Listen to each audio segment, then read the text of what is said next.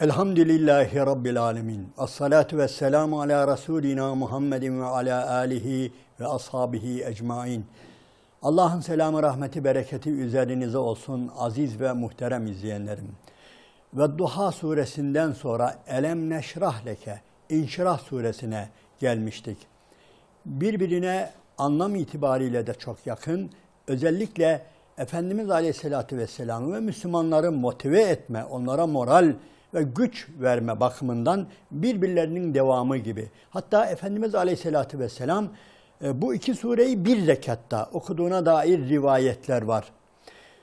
Öylesine anlamları birbirlerine hem yakın hem birbirlerini tamamlıyorlar. Dikkat ederseniz Vedduha suresi Bismillahirrahmanirrahim ve emmâ bi ni'meti rabbike fehaddis. Rabbin senin üzerindeki nimetlerini dile getir, söyle şeklinde bitmişti ya. Ve zaten o surenin kendi içerisinde işte biz seni yetim bulup barındırmadık mı, fakir bulup zenginleştirmedik mi? Yani bu nimetlerini sayıyordu. Şimdi İnşirah suresinde de dikkat ederseniz başka nimetlerini sayıyor. Benzer nimetlerini sayıyor ve sanki ve emmâ bi ni'meti rabbike fehaddis, bu ayeti kerimeye cevap veriyor gibi bu sure. Elem neşrah leke sadrak. Biz senin sadrını, göksünü açmadık mı, yarmadık mı, genişletmedik mi şeklinde başlıyor.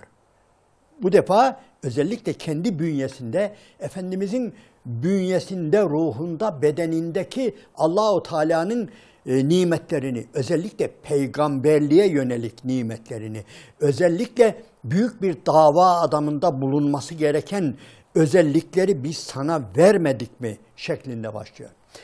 Dikkat ederseniz muhterem izleyenlerim, elem neşrah leke, inşirah, şerh kelimesi püf nokta. Yani bu Sure-i Celile'nin 1. ayetindeki bu kelime yani her şeyi anlatıyor.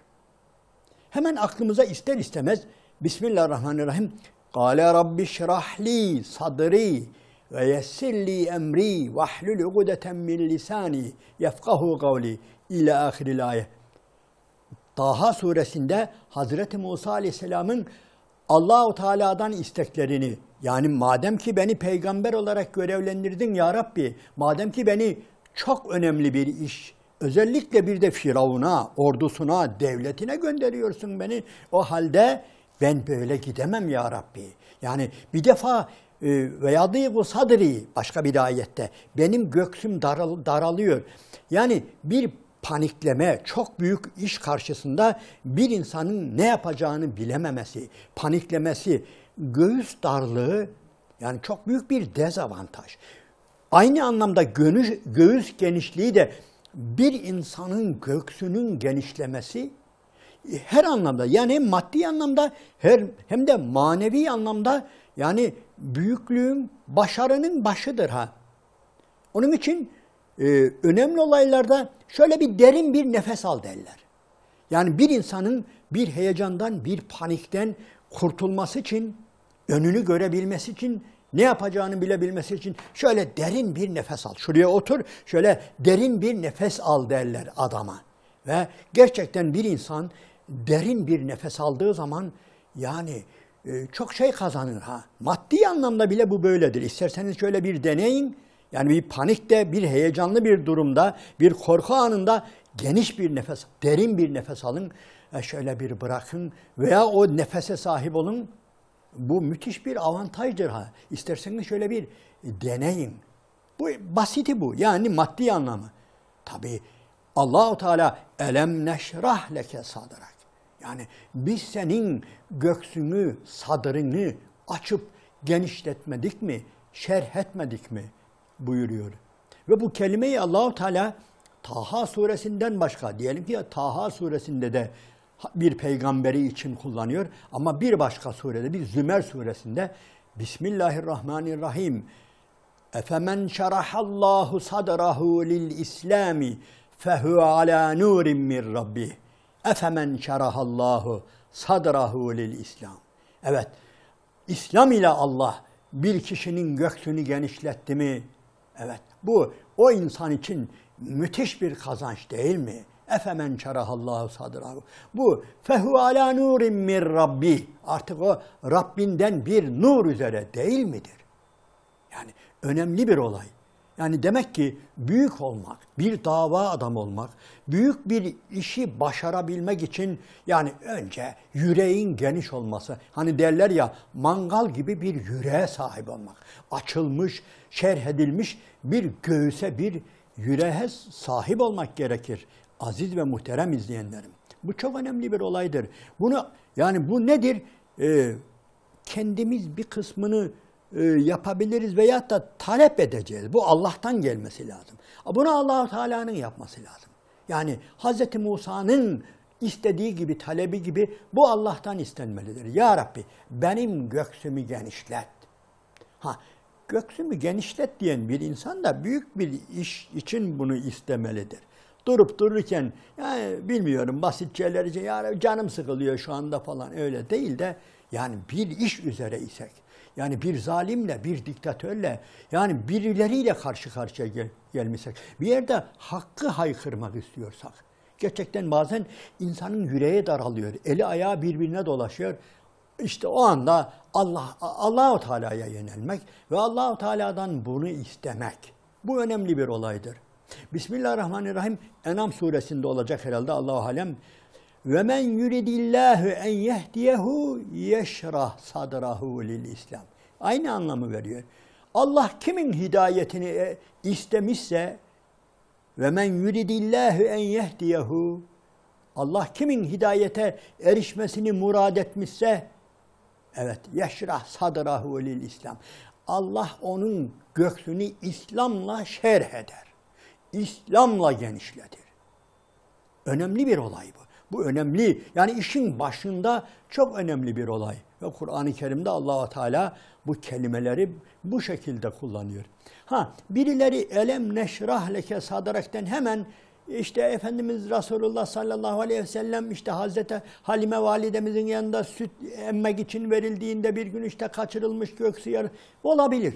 Birileri de bunları modernistler bunları reddediyor, işte bu şudur. Olabilir. Biz bunu reddetmiyoruz. Olabilir. Ama yani o anda Cebrail aleyhisselam o anda da bunu yapmış olabilir. Peygamber olduğu zamanda da yapmış olabilir ayrıca. Yani Efendimizin veya bir peygamberin göğsünün genişletilmeye Allah tarafından, Rabbi tarafından göğsünün, sadrının şerh edilmeye ihtiyacı var mı? Var.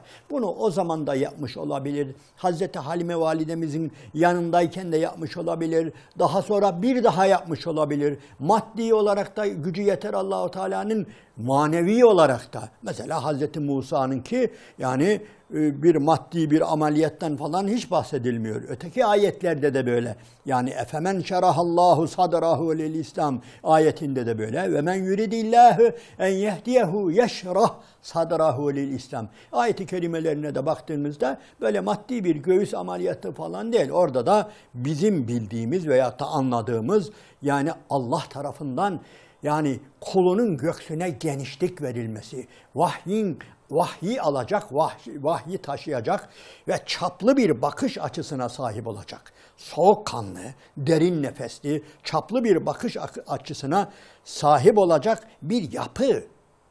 Yani böyle bir yapı vermesi. Bu önemli bir olay. Allah-u Teala işte yani bu sure-i celilede buna işaret ediyor ve biz buna talip olmalıyız. Yani bunu biz de sık sık Allah-u Teala'dan istemeliyiz. Aziz ve muhterem izleyenlerim. Yani ciddi iş yapıyorsak ki ciddi iş yapmalıyız müsaadenizle. Yani bugün yani yeryüzünün ciddi işlerini biz değil de kim yapacak? Yani peygamberlerin olmadığı bir dünyada, peygamberlerin hateminin geldiği ve bittiği, noktalandığı bir dünyada müsaadenizle biz de böyle geniş yüreklere, açılmış, şerh edilmiş sadırlara ihtiyacımız var.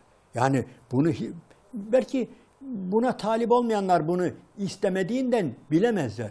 Ama gerçekten İslam davasının adamları, İslam davasını omuzlananlar, yüklenenler, taşın altında eli olanlar, küfre, zalimlere bir şey söyleyecek olanlar buna çok muhtaçtırlar. Onlar bunu çok iyi bilirler. Yani onların belki ağzından düşürmediği dualar budur. Ya Rabbi işte ben gidiyorum. Ben falan zalimle, falan diktatörle, falan haksız adamla yani karşı karşıya geleceğim. Falanlarla karşı karşıya geleceğim. Ve senin dinini haykıracağım. Hakkı söyleyeceğim. Ya Rabbi bana güç ver. Bana güç kuvvet ver derken yani Harun gibi bir yardımcı ister ama Harun'dan önce ne yapar? Harun'dan önce, vezirden önce kendi yükünü taşıyacak vezirden önce de ne ister? Öncelikle kendi bünyesinde böylesine mükemmel bir yapı, eli ayağı birbirine dolaşmayan, paniklemeyen, yani derin nefes almasını bilen, uzakları görebilen bir bakış açısı ki biz bunu hep bu elem neşrah lekenin içerisinde görüyoruz. Ve işte onun için bu ve emma bi ni'meti rabbike fehaddisin en önemli cevabı. Yani Rabbin sana verdiği senin üzerindeki nimetleri dile getir, söyle ve işte onlardan birisi de elem neşrah leke sadrak yani seni bu şekilde yapmadık mı? Ve veda'na anke vizrak ve senin üzerindeki yükü kaldırmadık mı böylece? Yani hem göksünü şerh ettik ve hem de senin üzerinde belini kıran bir yük vardı. O yükü de kaldırmadık mı? İşte bunlar Rabbin sana olan bir nimeti değil mi Resulüm? Evet aziz ve muhterem izleyenlerim bu yükün ne olduğunu biraz daha açıklamamız icap eder. Onun için sıkıştırmayalım. Vaktimiz doldu. İnşallah önümüzdeki sohbetimizde ve vadana anke vizrak. Ya bu yük nedir? Gerçi biraz dile getirdik ama yine tekrar etmeye gayret edeceğiz. Biz sözü döndürüp dolaştırıp dikkat ederseniz şuraya getiriyoruz. Nedir? Bu peygamber ve bütün peygamberler peygamber olmazdan önce de omuzlarında yük hissediyorlardı. Yani toplumun, insanların, yetimlerin, gariplerin, öksüzlerin yani yükünü, onlara yapılan haksızlıkları hepsi sırtlarında hissediyorlardı. Hepsi onu görüyorlardı. Yani Allahu Teala'nın kaldırdığı yük aslında budur. Ama inşallah bunu gelecek sohbetimizde biraz daha genişçe ele almaya gayret edeceğiz. Allah'ın selamı, rahmeti, bereketi üzerinize olsun aziz ve muhterem izleyenler.